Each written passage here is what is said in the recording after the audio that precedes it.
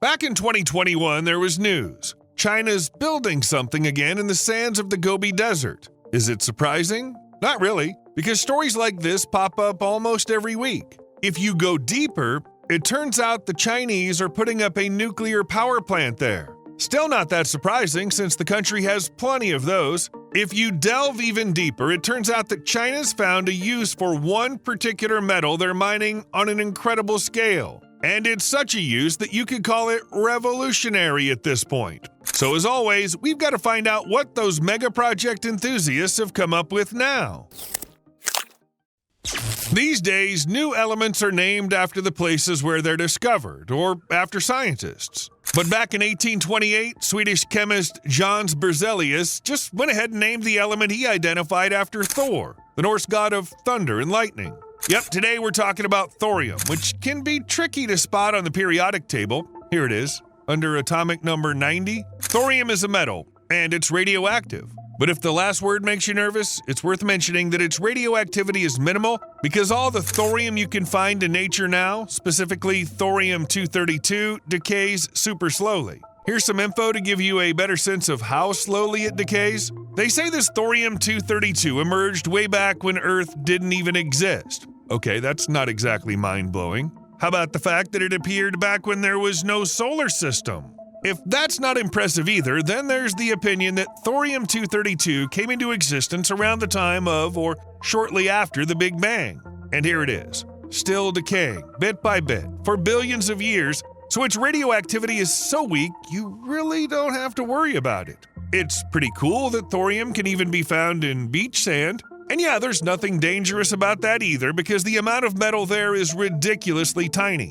Check this out. This is monazite sand. Its thorium-232 content, which formed during the Big Bang, can reach 3.5 to 10%. Basically, monazite, whether in sand form or chunks like this, is the main source of thorium for humans. By the way, how much of it's out there on Earth anyway? It's far from being among the rarest elements in the upper layers of our planet. The amount of thorium reaches 10.5 parts per million. For comparison, 10, which many are familiar with, comes in at just 2.3 parts per million, and arsenic even lower, 1.8. If we look at the distribution of thorium across countries, India is the real winner. By some estimates, there are 340,000 tons of thorium there, including in the western part of the country, where large beach areas are rich with monazite sand. And of course, China has plenty of thorium too, with proven industrial reserves reported at about 280,000 tons. However, in China, no beaches with monazite sand have been created, and most of the thorium reserves in the country are kept hidden. But for China, that's not really a problem. The thing is, thorium isn't really mined, it's just a byproduct of getting rare earth metals. China, by the way, is the leader in rare mineral extraction in the modern world. As of 2023, China accounts for 70% of global extraction and also 90% of processing in this area. Almost everything related to rare earth metals, that's China. Almost all of China's rare earth metal production is concentrated in one place, right here. This is Inner Mongolia, about 93 miles northwest of Baotou. On a 19 square mile area, there's the Bayan Obo mine. This is where the vast majority of China's rare earth metals are extracted, and the reserves make up 80% of China's total rare earth stock. Most of this comes from the mineral monazite, which, after processing and extracting all the rare earth elements, turns into piles of waste. But now we know there's thorium in it. Judging by the scale of rare earth metal extraction, China has a lot of thorium, which doesn't need to be mined. It's already extracted, along with what's used in batteries and other things that are really useful in today's world. And you know, having huge amounts of thorium, which is already effectively mined or will be mined soon along with rare earth metals, is a big plus. The reason is that thorium is added to magnesium and aluminum alloys to increase strength and heat resistance. It's also mixed into tungsten to make welding electrodes. Thorium's used in optical lenses for cameras and scientific instruments because it boosts light refraction. It sounds really useful for any country, especially China, which is rapidly developing its industry and science. However, in terms of importance, all of this is probably nowhere near the most important use of thorium: nuclear energy. The first experiments with thorium in this field started back in the 1960s in the USA. more specifically at the Oak Ridge National Laboratory, where they built a prototype reactor that runs on uranium-233 fuel. So what's thorium got to do with it? The vast majority of reactors already run on uranium, though it's the 235 isotope. At first glance, thorium doesn't really seem to be involved here at all. The thorium-232 we know, and the most common one, unfortunately for nuclear scientists, can't form a chain reaction like uranium-235, which is used in nuclear power. But if you bombard it with neutrons, thorium-232 goes through a series of nuclear reactions resulting in uranium-233. And now that can split in a chain reaction, releasing heat that's turned into electricity at a nuclear power plant. So in Oak Ridge, under the leadership of Alvin Weinberg, they created a reactor that ran for 15,000 hours from 1965 to 1969 with a power output slightly below 8 megawatts. By the way, besides that, the reactor didn't run on traditional solid fuel, but instead on a mixture of fluoride salts and fluoride of fissile material, in this case thorium. Overall, at the time, it was a revolution in nuclear energy, but the molten salt thorium reactor faced one big problem. There were no materials that could withstand high temperatures, corrosion, and the effects of the radioactive molten salt. That's why the US decided to focus on uranium-235 and regular plants that run on solid fuel. The ambitious project was shelved for the time being. And then in 2021, China amazed the whole world. Somewhere in the Gobi Desert, 75 miles northwest of the city of Wuwei, the country built a thorium reactor using molten salt, and for the first time since the US experiments, it achieved stable nuclear fission. Its thermal output is 2 megawatts, meaning everything works. Though it doesn't generate electricity, electricity from thorium will come later. China is currently planning to start building a similar plant with a higher thermal power of 60 megawatts and an electrical capacity of 10 megawatts. It seems like everything's going well. Thorium from waste recycling is being used in a useful way. But why are the Chinese even bothering with thorium when they can just build a traditional uranium plant? No problems, no need for new solutions, it's all been tested and works. First of all, China's worried that at some point there won't be enough uranium to supply its nuclear power plants, and there are a lot of nuclear plants there, more than 50 facilities generating a total of about 400 terawatt hours a year. Yes, if you look at the energy generation structure in China, you'll see that it's about 5% of all 8,636 terawatt hours. But first, that's already a pretty big deal, and second, China's unlikely to stop building nuclear power plants. From 2005 to 2020, the average new nuclear capacity was 3.4 gigawatts per year, and from 2020 to 2030, the plan is for it to reach 9 gigawatts per year. In short, China will clearly depend more on nuclear power in the future, and uranium isn't endless. And here comes thorium, which of course isn't infinite either,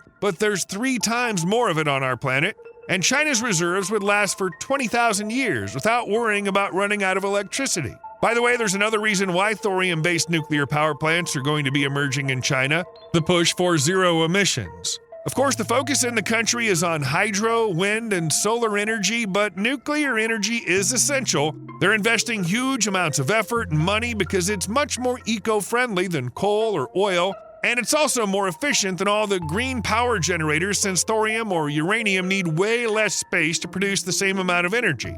However, it's not that simple when it comes to the environmental aspect of traditional nuclear power plants. Yes, nothing gets burned inside them. Water is heated by splitting uranium, and the result is just steam. But it's no wonder people have been concerned about nuclear waste for a long time. In solid-fuel nuclear reactors, special rods are used that don't disappear completely during decay but lose their ability to sustain the chain reaction. Because of this, they need to be replaced, and the spent rods have to be disposed of somewhere. That's where nuclear waste from power plants comes from, including the highly dangerous plutonium formed as a result of chemical reactions. In the case of thorium, plutonium either doesn't form or forms in very small amounts. However, if thorium is used in its molten form, like in the new Chinese reactor, the situation gets even better. The fuel's just used more efficiently, which means fewer radioactive wastes. You know that nuclear fuel for nuclear power plants can be used as a weapon, right? Specifically because of plutonium. So in the thorium fuel cycle, as we already mentioned, there's way less of it, which makes using the metal formed back during the Big Bang much safer. Moreover, the thorium fuel cycle produces a byproduct of uranium-232, which has strong gamma radiation and causes complications. As a result, to use it in weapons, a complex and expensive purification process is needed, which also makes it harder to use thorium for such dangerous purposes. Plus, the use of reactor products as weapons is lower due to the molten salts. The fuel is liquid, not solid, meaning complex tech is required for processing. Overall, it's safer than using regular uranium reactors, but that's not all. Let's rewind a bit in time and remember the Fukushima Daiichi accident. After the earthquake on March 11, 2011, the cooling systems of the reactors were damaged, which led to the overheating of the nuclear fuel. Then, hydrogen was formed, causing explosions. As a result, volatile radioactive elements like iodine and cesium isotopes were released into the environment, with emissions amounting to up to 20% of what was released during the Chernobyl disaster. You know the consequences of this. The Japanese are still fighting the aftermath, and radiation is still sticking around the Fukushima area. But if molten salts had been used in the reactor, it would have been a different story. There's no water in them, so no hydrogen, which means no risk of hydrogen explosions like at Fukushima Daiichi. In addition, a molten salt reactor is generally safer in emergency situations. There's, let's say, a frozen salt plug that melts in case of system overheating or power loss, allowing the liquid salt to flow into a tank where it cools down and solidifies. This way, the nuclear reaction stops, and the worst consequences are avoided. By the way, because of their advantages, molten salt reactors can be smaller than traditional water-cooled reactors. You know what that means? They can be transported. China loves providing other countries with its own tech, so this country will definitely find somewhere to send small power generators that produce huge amounts of energy. Due to their smaller size and safety, these reactors could become a more preferred solution for ships in the future. For example, at the beginning of 2024, there was news that the Jiangnan shipyard wants to build a container ship KUN-24AP equipped with a molten salt thorium reactor. There's even a study that shows that such a reactor on board a large container ship would eliminate the need for refueling during its entire 25-year service life. So it turns out that a huge container ship with a safe energy source could float on water for a quarter of a century. Sounds like the perfect transportation for the end of the world. What about the downsides? There are always some, including in a thorium reactor running on molten salt. First, let's remember that the Americans had a problem with their reactor. There were no materials that could cope with the nuclear soup in the system. The Chinese have figured this out. The experimental facility launched in 2021 has been operating and is still operating without any accidents. Moreover, an excellent indicator that the PRC has found a solution is its plans to launch a larger version in 2025. Who would have decided to do that so quickly if there was a risk of things not going according to plan? Let me say right away that this is the only problem of such reactors that the Chinese have managed to solve. The rest of the issues were and are still not addressed. You can't do anything about thorium. It's always been a material that cannot split directly, and will remain that way. That is, a thorium reactor always requires an activator to operate. And of course, molten salt thorium nuclear reactors are simply less well understood than traditional uranium reactors. So it's likely that Chinese engineers will still have to face challenges that no one knew about before. Will these disadvantages stop China? Hardly, because there are too many benefits that thorium reactors promise to bring to China. Actually, it's worth noting that China is not the only country seeking to develop ideas in nuclear energy or to move towards the so-called fourth-generation reactors. For example, the company TerraPower is doing the same in the United States. More specifically, in the city of Kemmerer, Wyoming, the innovators have started their project called Natrium. But first, it's worth mentioning why any Generation 4 reactor under construction in the U.S. can be called a sensation, a revolution, and all the other buzzwords. Despite being one of the pioneer countries in the development of commercial nuclear power, the country's nuclear industry has been in decline for decades. Only 2 plants have been built since 1978, and it didn't start until 2013. Since then, there have been no others.